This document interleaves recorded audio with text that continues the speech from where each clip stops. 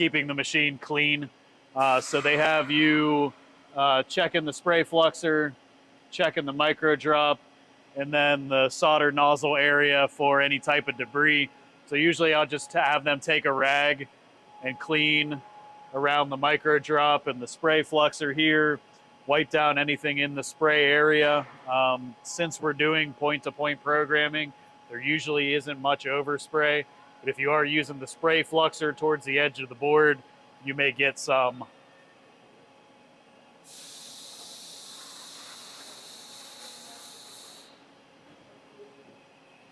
Then the second part of that is just keeping the solder nozzle area clean. You could get some solder balls, some solder splash. We just want to try to keep that clean.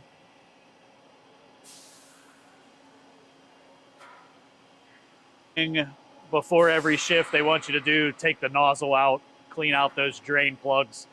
Depending on the solder chemistry, you could plug those holes up pretty quickly.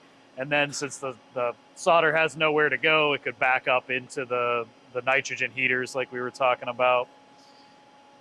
Daily, they have you cleaning the support surfaces. Same idea as what I was talking about. You have a little bit of overspray on the flux side.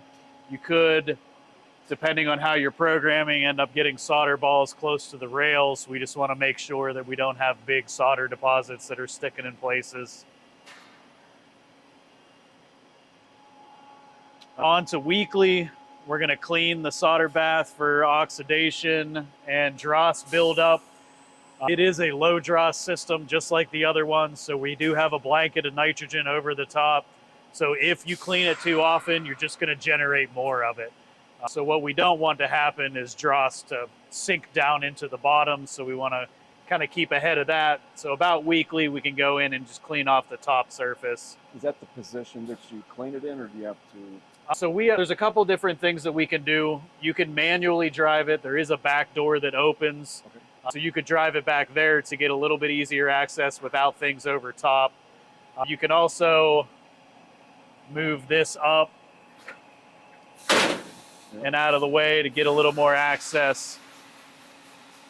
And then one thing it sounded like you don't have the ability to do on your older machine is if we home the machine,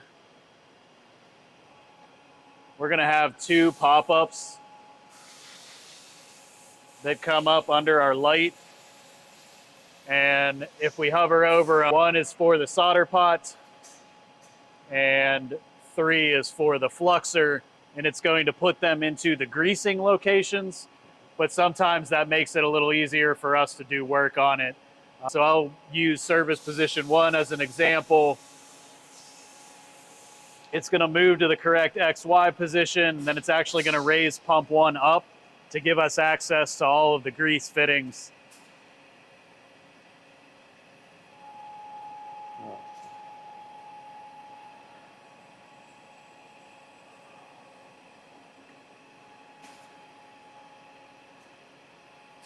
So that gives you pretty decent access there. If you wanted it to go back down, you just click the home button again.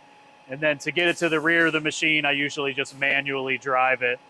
So that is control panel, the hand button, and then the arrows on the keyboard. Just drive it as you're justified to the keyboard.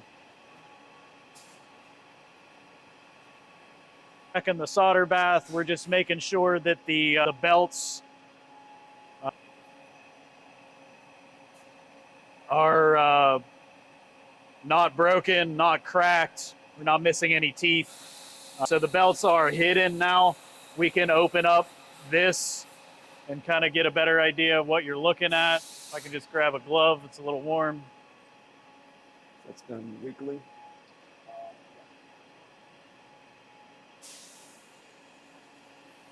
So you can take the cover off, or we can take this off. Maybe. 2 gloves.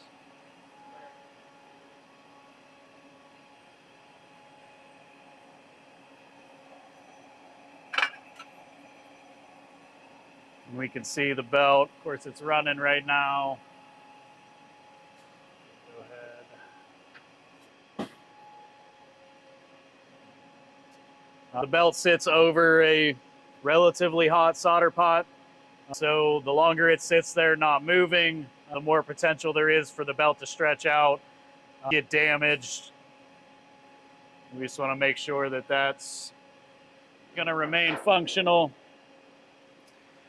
We also have a belt on the backside here. It's a little hard to see.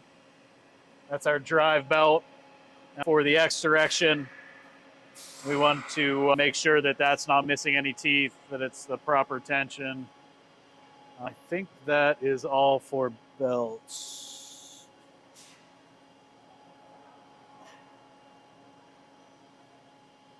I think that's it for belts. Next, we're lubricating the spray fluxer. I don't know how often you guys need it, but it may not need to be weekly. But the spray fluxer is the same as the other machine. If you can see on the back side, the one with the cone top is the spray fluxer. And then there is a little metal plate right here. And underneath that, maybe from over there. And underneath that, there's a nut that we just put a drop of Vaseline on. Okay. Keep it moving free.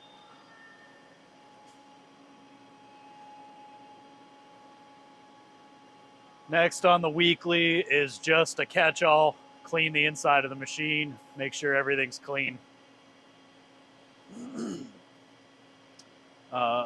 They have cleaning the laser light barrier on here with a cloth.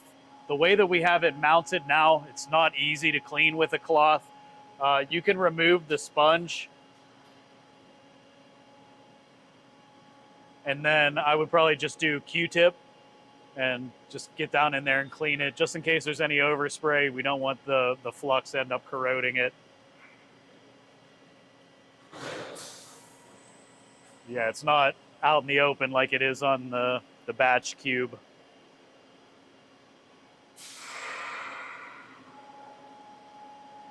Still on weekly here. Next, we're checking the solder bath floats and the temperature gauges to make sure that they're not damaged.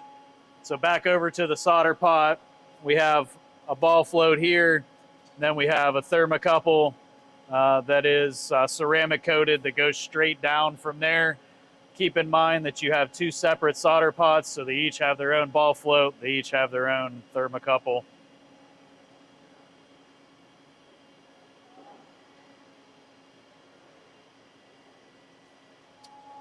Last for the weekly is the wave height check. So in your other machine, you have a single needle that extends off the end of the carrier. In our case, we have two separate needles. K132 right here, and then one a little bit farther back. We just want to make sure that you don't have like solder stuck to the end of it, or you've damaged the tip somehow. So you're just checking to make sure that that's clean. It does also work with resistance. So if it gets very tarnished, then sometimes the machine can't read it. Just take a little sandpaper to it.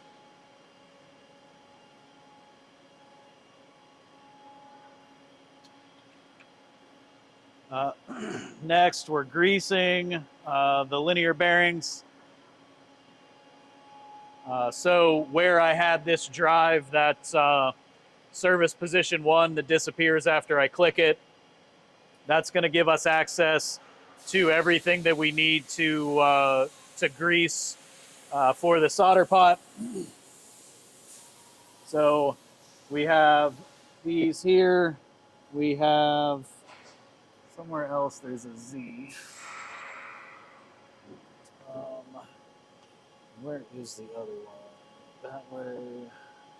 Oh, that's the one I'm missing. Under the magnet, we have 10 more.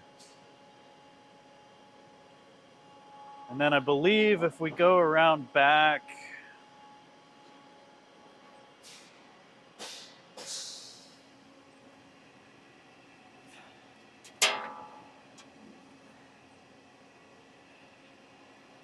nothing to access there. I just saw the sign for the greasing and wanted to make sure.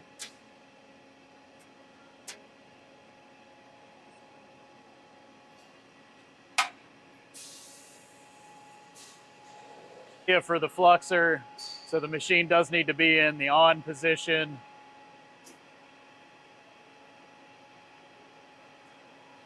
Once it settles to on, we can click our home button.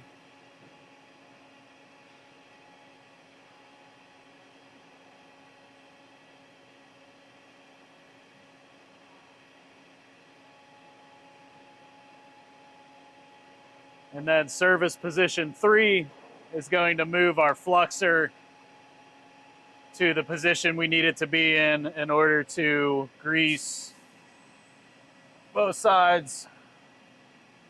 And then 3. And then 3 here.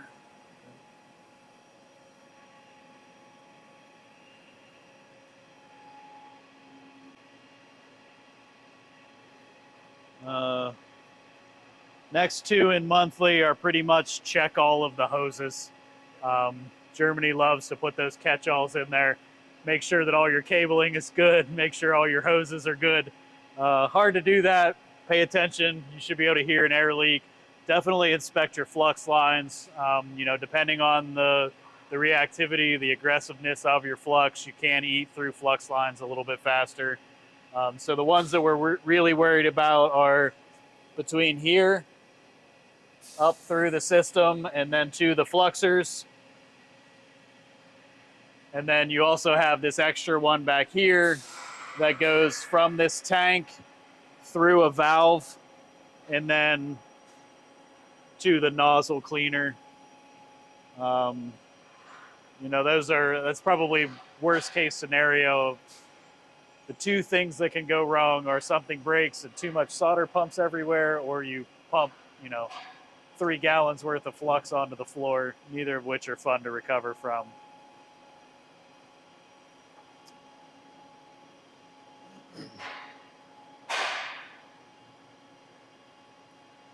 Pressing the emergency stop just to make sure the emergency stops are still working. And then quarterly, you're checking those axis belts for damage and tension. And then they also have you using an oilcloth to wipe down the actual drives.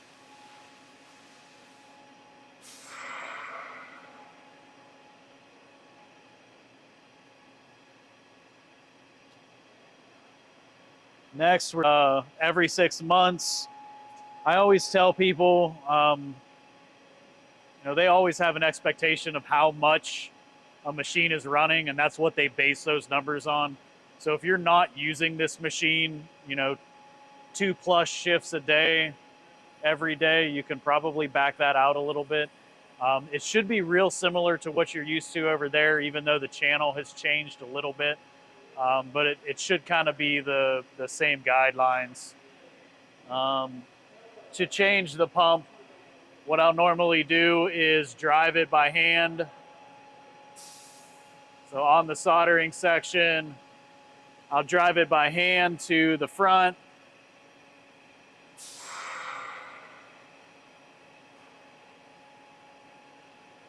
Somewhere that gives me nice, easy access.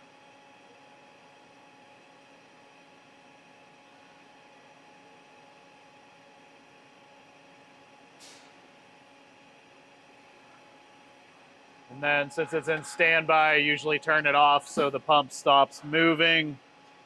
To get the pump out, I usually take the 2 shields off just to give me a little bit easier access. And then belt comes off, nitrogen hose comes off. If we come down to the bottom, power to the nitrogen heater comes off, and this thermocouple comes off. And the last thing, nitrogen line to the preheater. Once those connections are off, it's just the 3 screws. 1, 2, center in the back. That whole thing just lifts straight out. Take your time with it. You know, there's still solder in that channel underneath. So kind of tip it around a little bit, try to get all the solder off. And then I would always recommend, you know, heavy duty gloves, usually an apron, Some places make you do the face mask and everything. Are the parts identical for both sides? Yeah, just mirrored. Okay. That's it.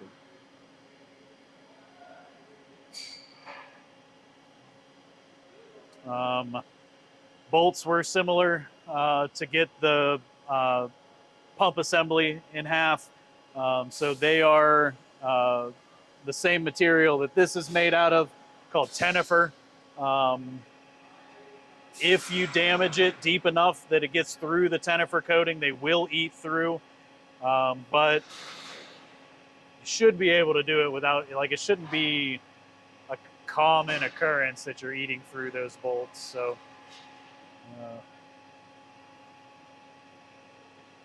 10 screws on the bottom. The pump assembly kind of splits in half. We just clean out any dross residue that's in there. Anti-seize on the bolts, put everything back together, and reassemble in reverse order. What's that? That's the fiducial camera. Yep. The only thing we do with it is make sure we don't have any solder splash or flux drip on it.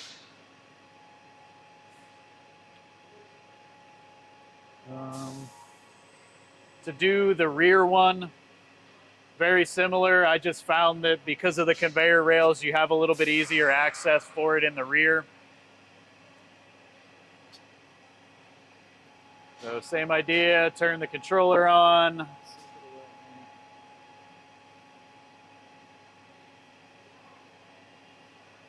And then I just drive it the whole way until I'm clear of the conveyor rails.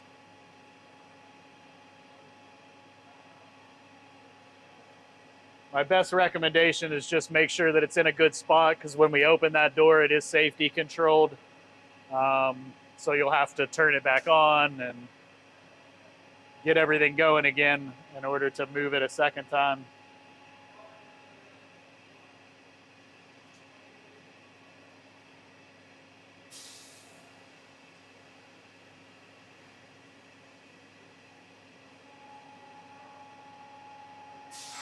So usually somewhere around there should be good.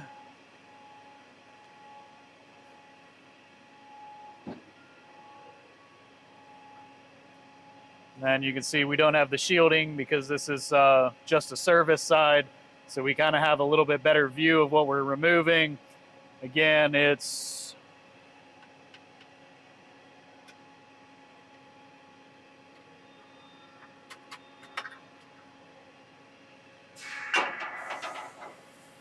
belt, nitrogen tube, power, thermocouple. 2 screws in the front, 1 screw in the rear.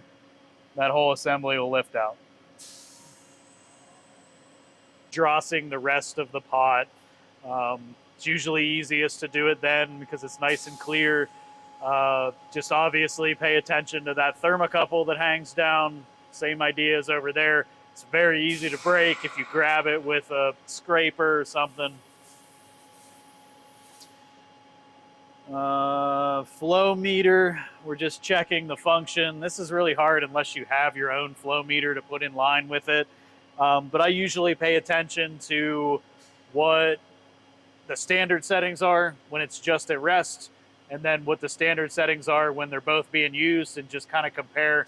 You should be right around 4.5 liters per minute at idle, and then somewhere around 75 to 80 when both nozzles are being used.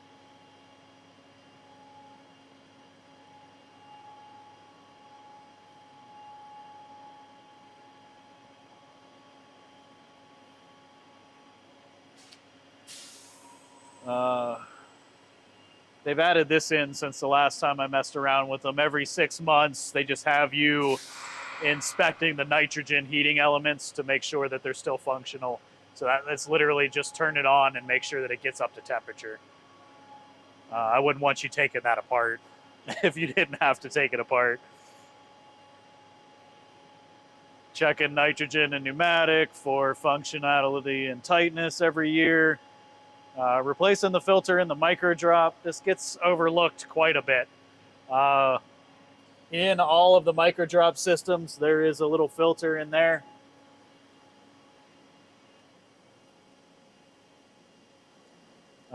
They want you changing that yearly. It picks up any residue. The micro drop is a print style head, so you have a plate with a hole in it, and it just fires a pin up against it. If you get like actual solids up in there, then the spray can either stop spraying completely or kind of spray off to the side. So that's what the filter does. Obviously, if it gets dirty, we may let debris come through. But then hopefully the laser beam would catch the fact that it's not spraying. And then our last thing is we're just greasing the door hinges every year. Yeah. You could probably do front and back, I guess. I'm used to the batch cube only having one door.